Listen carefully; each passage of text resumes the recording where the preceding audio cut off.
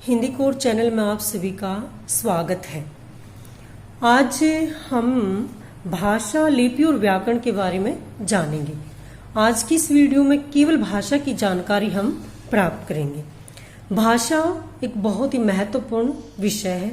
बिना भाषा के व्यक्ति का कोई अस्तित्व नहीं होता है। भाषा क्या है? विचारों का आदान प्रदान है।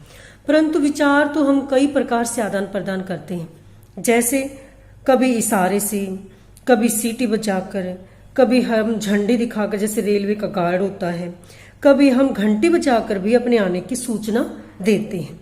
परंतु जो भाषा है, इसको हम भाषा नहीं बोल सकते हैं।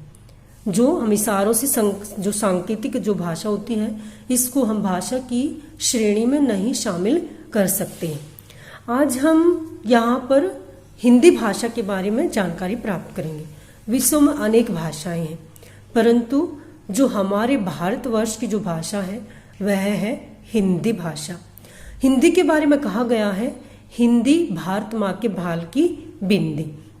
तो जो हिंदी भाषा है, सबसे पहले हम समझ लें इसके बारे में कि पूरी तरह से एक वैज्ञानिक भाषा है। जैसी ये बोली जाती है वैसी ये वह लिखी जाती है। तो आइए आज हम हिंदी भाषा के बारे में कुछ जानकारियां प्राप्त करेंगे। और मैं सबसे पहले आपको स्पष्ट करना चाहूंगी कि यह जो वीडियो है, यह मैं माध्यमिक कक्षाओं के लिए बना रही हूं। तो ज़्यादा मैं डीपली नहीं जाऊंगी। जो माध्यमिक कक्षाओं के जो छात्र हैं वो इस वीडियो से अच्छे से लाभ उठा सकते हैं। तो जानते हैं भाषा के बारे में। भाषा वह साधन है जिसके द्वारा हम अपने मन के विचारों को बोलकर व लिखकर प्रकट करते हैं और दूसरों के विचारों को समझते हैं। ध्यान रखिए, बोलकर और लिखकर प्रकट करते हैं। अब है भाषा के रूप, मौखिक भाषा और लिखित भाषा। मौखिक भाषा नाम से ही संकेत है कि मौखिक यानी कि मुख से बोलते हैं जो भाषा। मौखिक भाषा को हम बोलकर प्रकट करते हैं। लिखित, ये भी नाम से ही है, लिखित माने लिखकर। लिखित भाषा को हम लिखकर प्रकट करते हैं, अर्थात लिखित भाषा को लिखकर प्रकट किया जाता है। अब हम जानेंगे भाषा और बोली में अंतर। भाषा और बोली में क्या अंतर है? बोली, आप सभी ने कहावत सुनी होगी, कोस कोस पर पानी बदले और 5 कोस पर बानी। बानी यानी कि बोली। हर 5 किलोमीटर आगे हम जाएंगे तो अपने आप ही जो बोली है वो बदल जाती है, उसमें बदलाव उत्पन्न हो जाता है। तो वही है बोली। बोली किसी सीमित क्षेत्र में बोला जाने वाला स्थानीय रूप बोली कहलाता है। बोली बोलचाल का माध्यम होती है, इसमें साहित्य रचना नहीं होती है, अर्थात बोली में कोई साहित्य नहीं लिखा जाता है।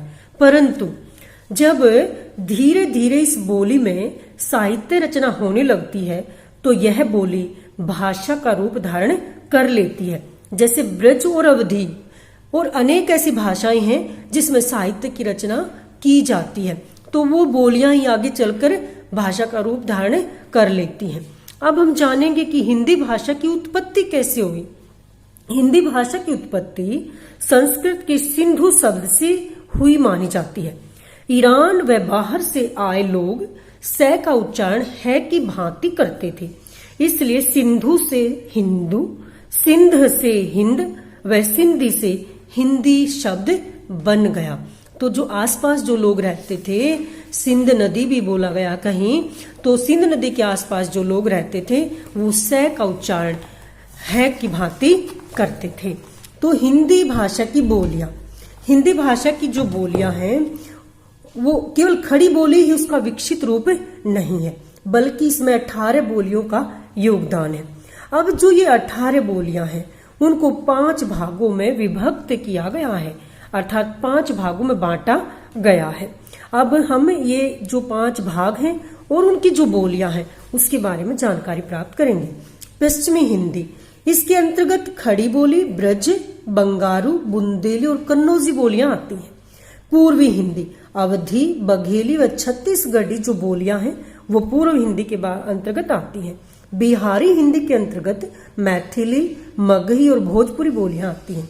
राजस्थानी हिंदी में मेवाती, मारवाड़ी, हड़ौती और मेवाड़ी बोलियां आती हैं। पहाड़ी हिंदी में मंडियाली, गढ़वाली और कुमाऊनी बोलियां आती हैं।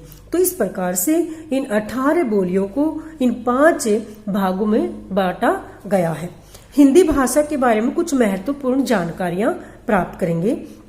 हिंदी को राष्ट्रभाषा कब बनाया गया? 14 सितंबर 1949 में बनाया गया। संविधान द्वारा स्वीकृत कितनी भाषाएं हैं? 22 भाषाएं हैं जिनको संविधान ने स्वीकृति प्रदान की है। हिंदी शब्द की उत्पत्ति कैसे हुई? संस्कृत के सिंधु शब्द से हुई।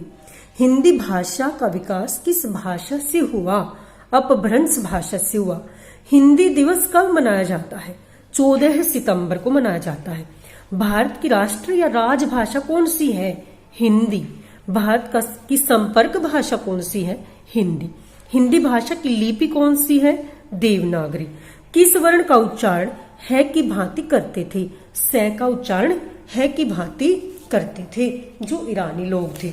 अब हिंदी भाषा का एक परिवार भी है, परंतु वो बड़ी कक्षाओं के लिए ज्यादा लागू होता है। इसलिए मैंने पहले बताया कि ये वीडियो मैं केवल माध्यमिक कक्षाओं के लिए बना रही हूँ, तो उनके लिए इतनी ही जानकारी पर्याप्त है। अगर कोई चाहता है कि इससे ज्यादा जानकारी प्राप्त करे तो आप मुझे कमेंट बॉक्स में लिखकर भेज सकते हैं। आशा है आप हिंदी भाषा की जो मैंने जानकारी दी है उसको अच्छे से समझ पाएंगे। आप सभी का बहुत बहुत धन्यवाद।